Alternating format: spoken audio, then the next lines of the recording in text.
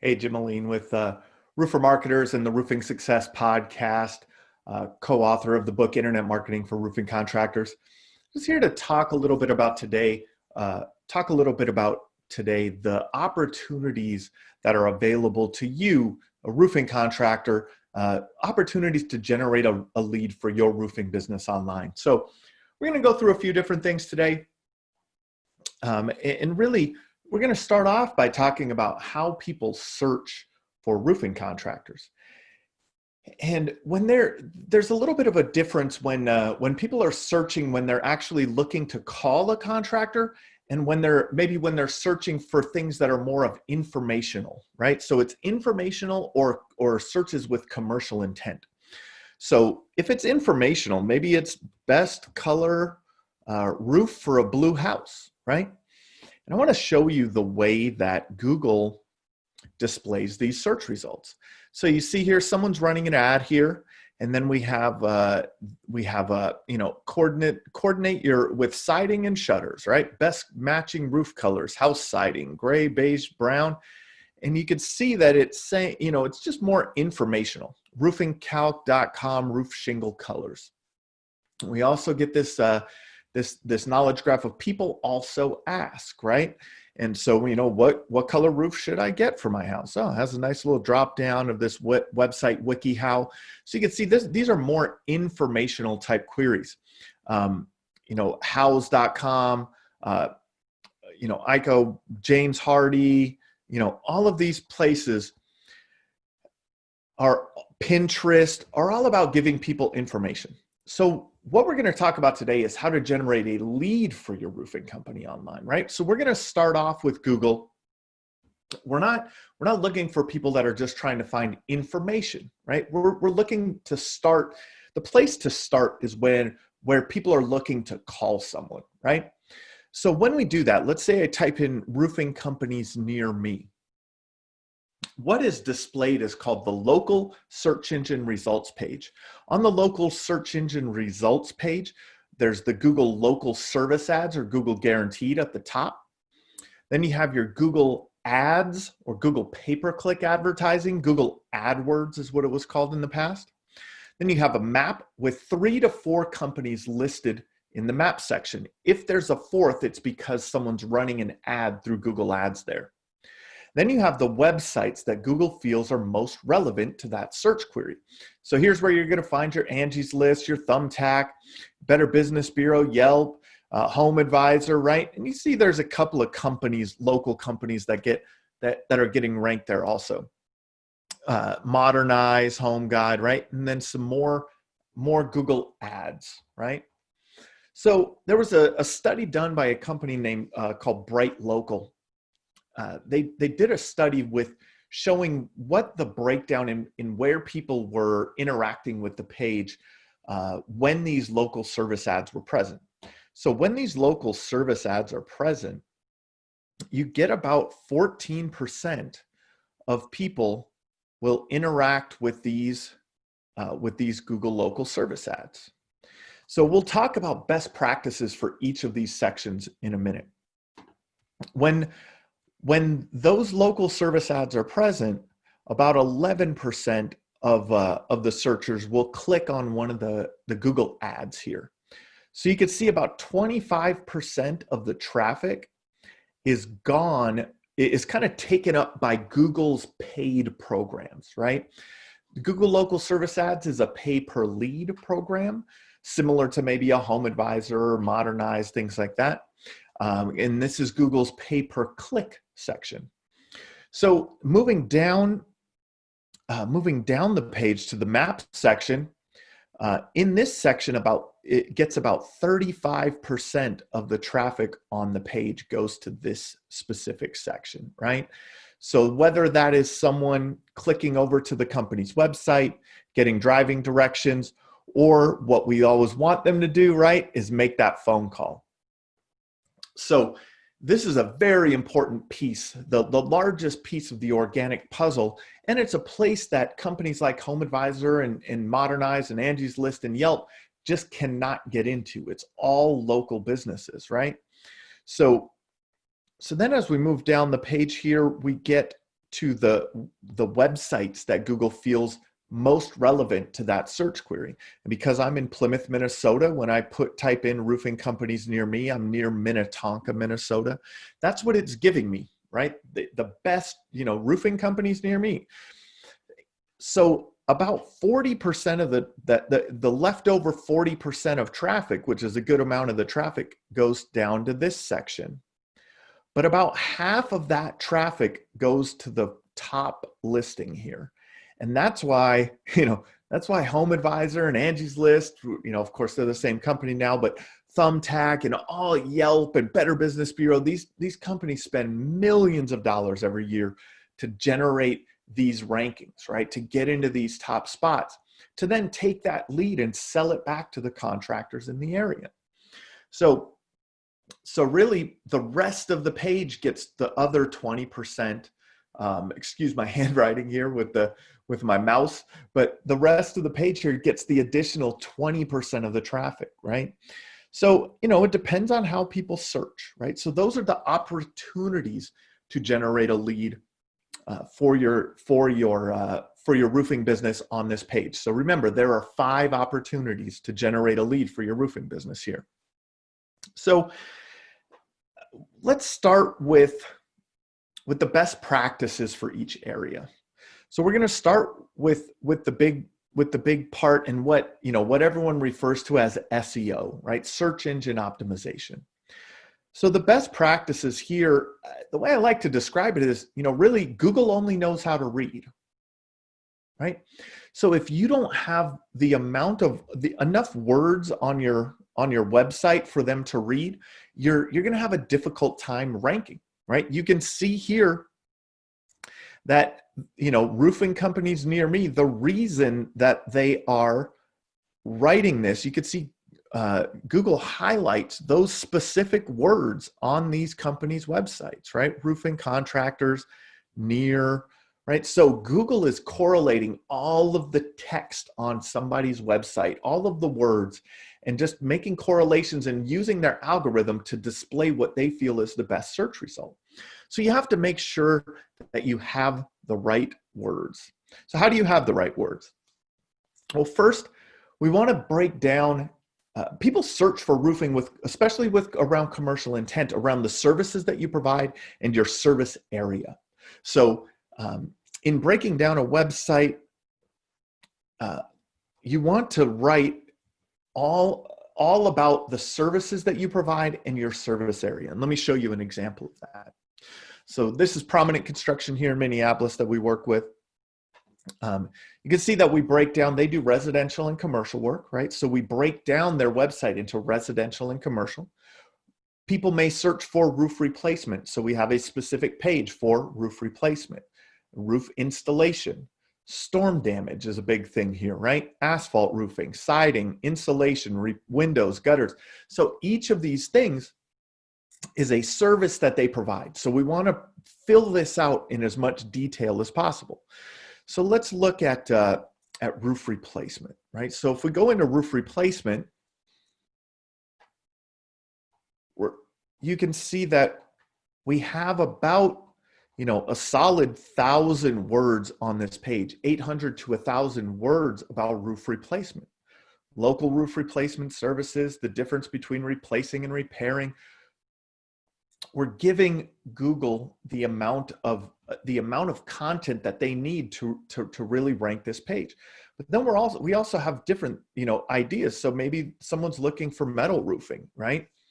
So there's a specific page with 800, 1,000 words of content around metal roofing, right? But then, types of buildings that use it, metal roofing maintenance, metal roofing disadvantages.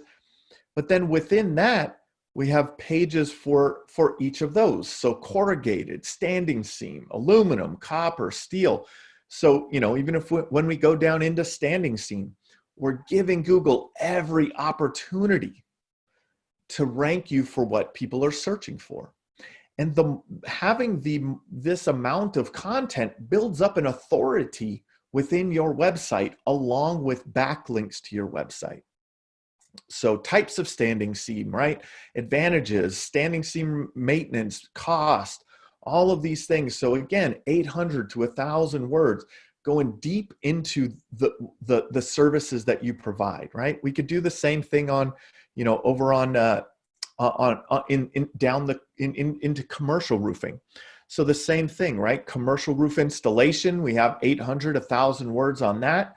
Then we have, 800, 1,000 words on TPO, built up, EPDM, all of these things. So we're giving Google, creating your website to be an authority is what you want to do, right? So having all of this information about roofing, Google understands that putting all of that together will build you some authority. Then you want to build out your website also around the areas that you serve, because people search by, best roofing contractor, city, state, things like that. So building out pages for all of these, all of these types of areas that you serve. And on those pages, having, another 800,000 words and talking about your main services. So, residential roofing contractor in Edina, right? And then here are the pages that are involved in that residential roofing service. Here's commercial roofing contractors Edina. Here's those commercial roofing service pages that we looked at. And then, some other best practices for your website. That's kind of the gist of the SEO part of it. And then that, along with getting backlinks to your page. So easiest way to think about backlinks is to think of it as kind of a vote for your website. So there, prominent here is a Owens Corning Platinum Preferred. So if you went to Owens Corning and searched for a contractor in the Minneapolis area, you would find Prominent Construction. There would be a link to Prominent Construction's website. That's a backlink. So anywhere that your website is linked to your site from another site is a backlink. So building up authority through backlinks is another important part of this process. So that's kind of the gist of how you get ranked in Google. There's a lot of technical things like where to place these words and all of that, and making sure that your website is built to convert, having your phone number in the upper right hand corner, schedule free button, estimate buttons, things like that.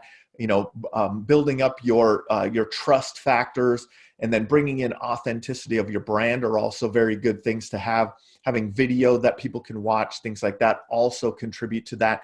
But the base of it is around the words on the page. So then we want to look at how you get ranked in organically here in the maps section, in the 3-pack. So in this section, it's really focused on your proximity, relevance, and authority. I'm going to show you something here. When I did near me, this is showing Plymouth, Minnesota, because that's where I'm at this time, right? I'm in Plymouth, Minnesota.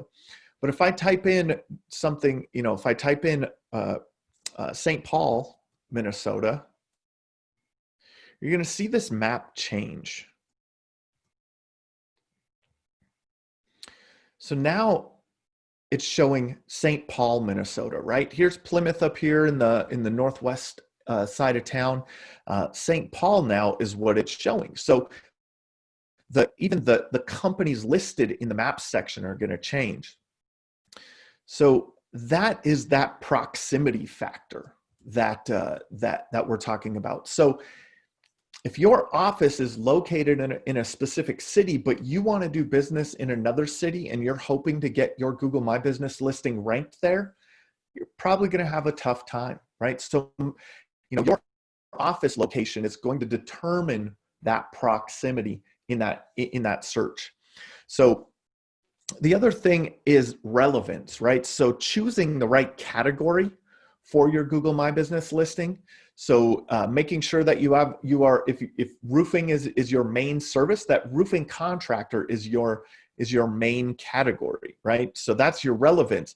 And then the relevance also comes from your website. And when you have all of that content on your website, Google understands can identify the link between your Google My Business listing and your website. And it read all of that roofing content on your website. So there's a correlation there, right? And so So then we have to also have your name, address, and phone number in the exact same manner across the internet. I know some contractors struggle out there. Maybe they had a Google My Business listing at maybe they started at their home, right? And they had a home office and they never changed the address on their Google My Business listing. Then they went and, opened up a shop and then they moved across town to another shop. And now they have all these different addresses and phone numbers and things like that all around the internet. Making sure that those are in the same order, name, address, and phone number in the exact same order will allow Google to easily identify that, yeah, this is a, Apex Roofing Company in Plymouth, Minnesota, right? It helps them identify that and so the first rule of Google is not to confuse Google, right? So that's what we're trying to do there. So moving on to the Google ad campaigns. Some best practices here is to, Google ad campaigns, I guess, they start with being built around a campaign. Within campaigns are what are referred to as ad groups. And within ad groups are the keywords that you're bidding on to show up for. So this would be an ad group, say, for roofing companies, around the keywords around roofing companies. And you can see all of these different ideas that Google is giving you could be keywords that you could use in that section. But if you're focused more on a specific service, right? Say metal roofing companies, you want the ad copy that you have to change with with what you're trying to advertise for. So roofing companies, right? Because it says roofing companies, it's roofing company, and the ad says roofing companies, right? Metal roofing and siding, that's a decent headline there. Top 10 metal roofers. And you could see here now those Google local service ads are gone, right? If we were looking at commercial roofing companies, if somebody's typing in commercial roofing companies, you would also want commercial roofing contractor in your title or commercial in that title. So those are little tricks to help people, or having the text correlate between what you are typing in and what the person is searching for. And then once they get to those, if they click on the ad, you want them to get to landing pages that correlate with what they typed in also.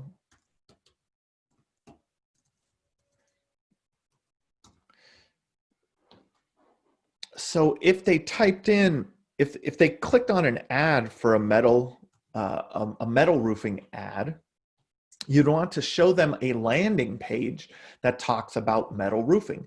So never send paid ad traffic to your website. Always create landing pages around what you're bidding on in there. So you can see here that we're talking about metal roofing. They have the imagery is metal roofing. The text is about metal roofing. And this is a landing page. There's no way for them to click around and find all kinds of other things. We know they typed in metal roofing companies. So we're giving them metal roofing companies. And here's the ways to get a hold of us in doing so. And here's some reasons why homeowners choose us. Here's speaking to the fears of the consumer. Are you experienced? Do you have competitive rates? Do you leave your job site squeaky clean? So making sure you're speaking to that specific customer avatar.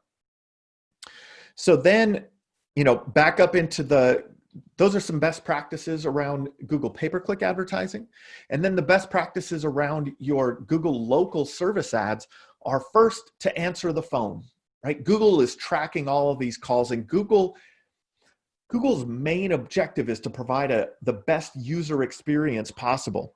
And so with wanting that best user experience possible, if somebody calls through this Google local service ads and you don't answer the phone, that's not the best user experience, right? So making sure that you're answering your phone, and then also making sure that you're dispositioning your ads. So either rejecting the ads and asking for a refund, or selecting that it was a good lead rejecting the lead and asking for a refund, or accepting the lead and saying that you moved on in the sales process with that lead. So by answering the phone and dispositioning the leads properly, Google knows from that activity that you're participating in the program. And what we've seen is that you'll get a little bit better impression share if you're participating in the program. So those are kind of that's kind of the gist of how you can generate a lead through Google.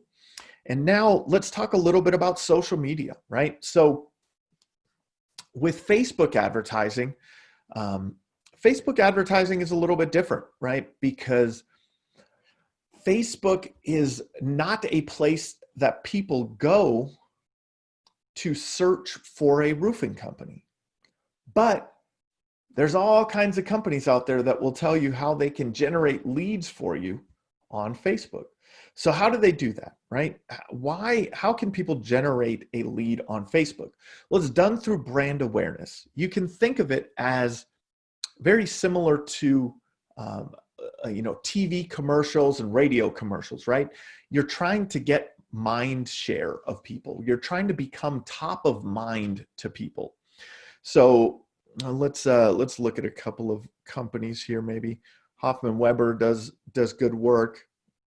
They have all these ads running, and all of this is really based around getting their brand awareness out there, right? So with Facebook advertising, you really want to focus on that brand awareness.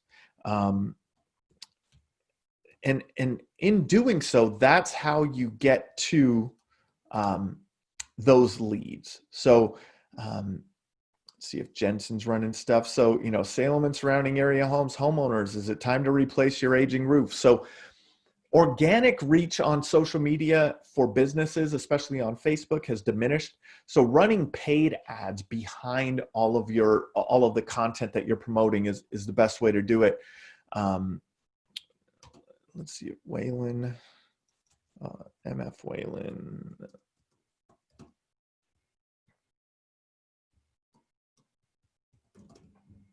Let's see if they come up. Maybe I spelled it wrong, but that gives you an idea of what some ways to do that. And so maybe you have some storm damage campaigns running. That is more of a direct ad, which generates leads a little bit easier on social media, right? It's easy to identify. It's easy to identify prospects in a hail damage area, right? If there hasn't been a storm, you're really working brand awareness, right? And on a more broad level, and it works, but you have to have the expectation that it's going to take a little bit of time to generate those leads. It's not something that you just turn on for a month, generate hundreds of leads, and then shut off. It's just something that becomes part of your ongoing marketing efforts. So that's kind of the breakdown of how to generate leads for your roofing business online. So if you have any questions, feel free to reach out, and we'll be happy to answer them. We'll talk to you soon.